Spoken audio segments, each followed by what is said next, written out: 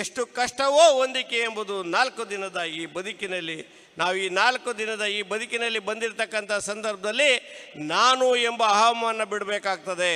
ಮೊದಲು ನಮ್ಮ ತಂದೆ ತಾಯಿಗಳು ಯಾವ ರೀತಿ ಇದ್ದಾರೆ ಅನ್ನೋ ವಿಚಾರವನ್ನು ನೀವು ಅರ್ಥ ಮಾಡ್ಕೋಬೇಕಾಗ್ತದೆ.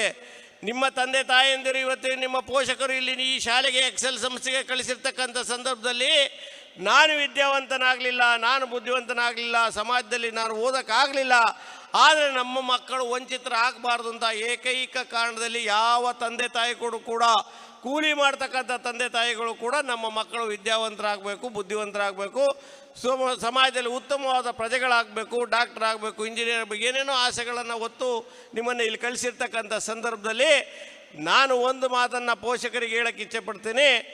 ನೀವು ಪಟ್ಟಂಥ ಕಷ್ಟ ಶ್ರಮವನ್ನು ನಿಮ್ಮ ಮಕ್ಕಳು ಪಡಬಾರ್ದು ಅಂತ ನಿಮ್ಮ ಮನಸ್ಸು ಹೇಳ್ತದೆ. ಆದರೆ ನೀವು ಪಡ್ತಕ್ಕಂಥ ಶ್ರಮ ಮತ್ತು ಕಷ್ಟದ ಅರಿವು